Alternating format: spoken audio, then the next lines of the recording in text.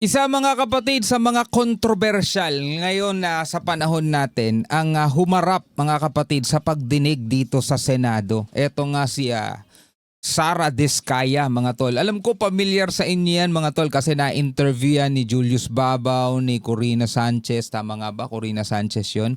Ipinakita nila yung kanilang mga luxury car. Diba? At sinabi nila na nagsimula daw umangat ang kanilang buhay nung nasa DPWH na sila. Ngayon, ito ang tanong ni Soto, ni Senator Soto. Yan to Diskaya, kailan po itong unang bilyon na kumita kayo sa DPWH? Wow, sana all bilyon mga tol. No, imagine mo kung anong pwedeng gawin mo nun, no? Ay nako po. Sabi rito, we have been in the construction business for 23 years. Well, eto yung sabi. Panoorin na lamang natin. Bago natin to simulan, syempre wag mong kalimutan mag-subscribe. Click mo na rin ang notification bell para ma-notify ka whenever na may mga bago tayong reaction video tulad nito. Eto mga tol. No, panoorin natin itong mga kaganapan mga kapatid no about sa nangyayari dito sa ating bansa na talagang unti-unting lumulubog dahil dito sa mga garapal na pagnanakaw sa kaban ng bayan. Biruin mo, nangungutang pa ang Pilipinas para paunlarin sana ang bansa kaso ibinubulsa lang ng iilan. Well, hindi natin hinahatulan ito si Diskaya. Kaya nga iniimbestigahan At tayo bilang mga netizen, bilang mga mamamayang Pilipino, makikinig at magre-react lang tayo mga tol. Panoorin natin to. And all of this, ang pagkakaalam nga namin, ang may-ari nito ay sila Mrs. Diskaya. And Mrs. Diskaya is here. So, wala pa nga daw silang lisensya nun sa isang interview nila mga tol. Nanghiram pa nga daw sila ng license doon sa tatay, no? Sa tatay mga tol, nanghiram sila ng lisensya para makakuha ng proyekto. pwede po bang, Mrs. Diskaya, pwede po bang ibalita nyo sa amin, ikwento nyo sa amin yung napanood namin sa inyo sa television na sinasabi ninyo. Kailan po kayo unang nagkaroon ay kumita ng bilyon sa construction industry? Anong taon po yun? Bilyon hindi milyon mga tol. Marami ng milyonaryo ngayon. Maliit na lang ang milyon ngayon mga tol. Ito pinag-uusapan dito, bilyon. Good morning po. Ito. Bilyon po. Opo. Kwento narinig po namin sa television, sinasabi niyo sa interview niyo dahil tinanong kayo kung anong naging gateway para gumanda ang buhay niyo. Sabi niyo kayo hindi naman nakakaangat nung araw. Well, bago natin to ipagpatuloy, gusto ko lang kayong tanongin, no? Yung napanood ninyo, yung interview, ngayon lalo na ngayon, yung pumutok na yung issue about dito sa mga flood control projects na binalahura, mga substandard, mga inabandona ng mga contractors, 'di ba? Tapos nalaman pa natin yung ibang contractors kamag-anak ng congressman o yung ibang contractors mismong congressman ng may-ari, mga tol. No, ano ang mararamdaman ninyo o ano ang inyong naramdaman yung napanood ulit ninyo itong interview na to? Ngayon ay deleted na pero syempre may mga nagre-upload pa rin.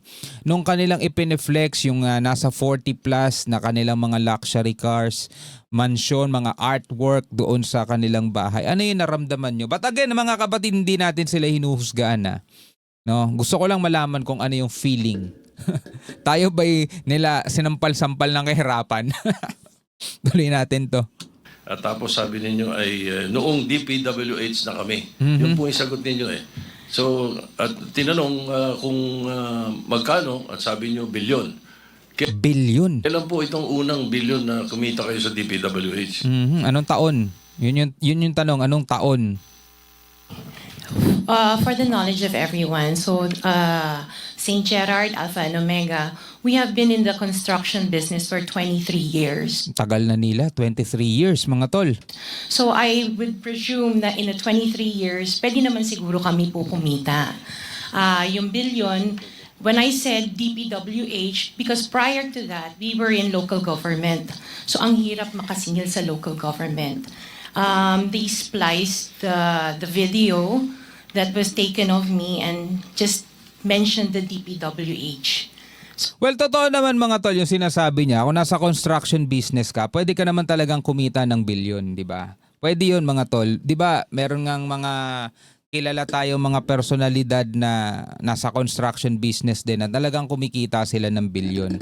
Ngayon kasi talaga nasasangkot ang DPWH at saka yung mga contractors nila dito sa bilyon-bilyon at umaabot pang ng trilyon na mga ibinulsa, mga kinita, mga kickback mga kapatid, no, dito sa mga flood control projects na to. Actually, hindi nga lang flood control project mga tol noon pa Sabi nga dun sa isang interview kung mapapanood ninyo kay Jessica Soho sa Kapuso Mo Jessica Soho, ano bang bago?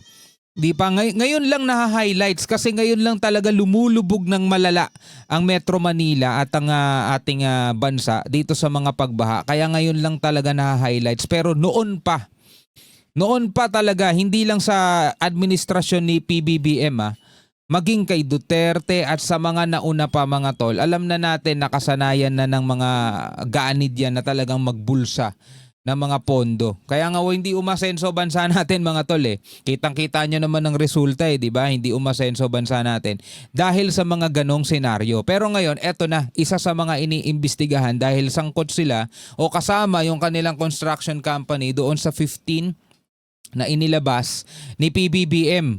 So, contractor na po kami for 23 years. So you're saying that the television station and the persons interviewing you edited your answers? I think so, sir. Kasi I did mention that I was doing local government as well as private po. Yeah, if I may, with the Yes, permission of, with the permission of the Minority chairman, Senator President Pro Tem. Ma'am Sara, ano ba ang naging trabaho niyo bago kayo pumasok sa mga kontrata sa gobyerno? Dapat hindi lang to ini-interview. Meron pa yung mga nasa kongreso mga tol. 'Di ba? Kaya rin sila napupulaan paano kayo mag-iimbestiga. 'Di ba may conflict of interest kung paano kayo mag-iimbestiga kung ang iimbestigahan ninyo yung mga kasama nyo rin, 'di ba? O halimbawa mga kapatid, 'di ba? Ngayon maingay ngayon sa social media yung mga anak. Mga tinatawag nilang nepo babies o mga Disney princess, 'di ba? Isa na doon mga tol sa pinakasikat na talagang laging nababanggit is yung ang apelyido Ko, na yun daw ay anak nung tinatawag nilang Saldico mga tol dito sa Kongreso dahil alam ko matagal nang napag-uusapan yun ang namamahala daw ng budget ng buong Pilipinas sila lang Si Martin Romualdez lang daw at saka yung Saldico na yun. Well, yun na sabi sa mga report. Di dapat imbestigahan din nila, di ba? Ipatawag din nila para talagang mas kapani-paniwalang genuine ang ginagawa nilang investigasyon.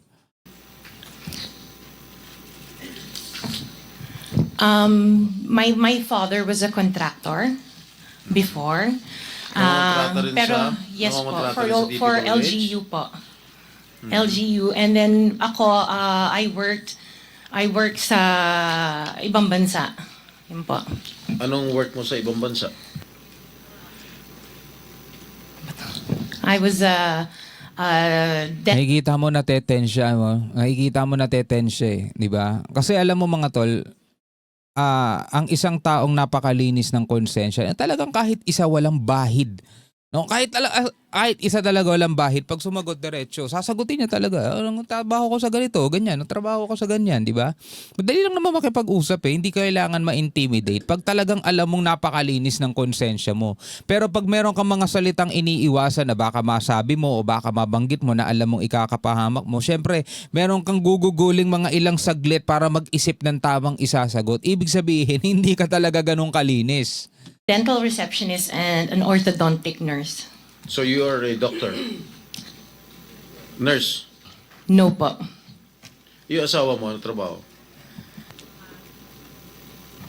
He works sa isang development corporation, and him and his brother were parang private contractors sa subdivision namin. Paano kayo, how were you enticed to join the mga kontrata sa DPWH? Who influenced you? Wala naman po. Nakita namin on PhilJeps na may mga projects na pwede palang mag-join. So we joined the bidding na we know that we were qualified for. Eto problema mga tol sa bidding Eto problema sa bidding. merong mga urban planner, mga contractors din ang sumasali dun sa bidding na kahit mas mababa yung presyo na inaalok nila compare doon sa mga nagiging kalaban nila, hindi sila nananalo. Ang dahilan, masyadong mababa yung presyo mo. 'Di ba? Hindi ka pa nagbibigay o hindi ka pa naglalagay. Paano ka mananalo? 'Di ba? 'Yun ang problema, mga tol. No? Talagang talamak na. Hindi ko alam, mga kapatid, kung may pag-asa pang makabangon ng ating bansa o mapabilang tayo doon sa tinatawag na first world country katulad na lamang ng ibang bansa na dati nauunahan natin pero ngayon iwan na tayo ng milya-milya. Hindi natin alam kung makakabangon pa ba itong ating bansa dahil sobrang talamak na, mga tol. Napakalawak ng problema natin pagdating sa korupsyon. I-review ninyo, balikan ninyo, mga tol, yung mga naging issue dito pa lang sa 2025 budget. Balikan ninyo, mga tol, kung paanong dinoble yung budget ng Kongreso at saka ng Senado at kung paano dinagdagan pa ng napakalaking budget itong DPWH na mas higit pa sa budget ng DepEd o ng Department of Education. Tapos yung budget na hinihingi din, mga tol, ng ating sandatahang lakas, kinaltasan din. Naku po, tapos ngayon nakikita natin umulan lang ng kaunti, umulan lang, mga tol, talagang halos delikado na nga maglalabas ngayon, mga kapatid. Kasi biruin mo nitong nakaraan lang mga bumibiyahe dito sa may Quezon City, Madarig na siya, naabutan na sila ng ulan.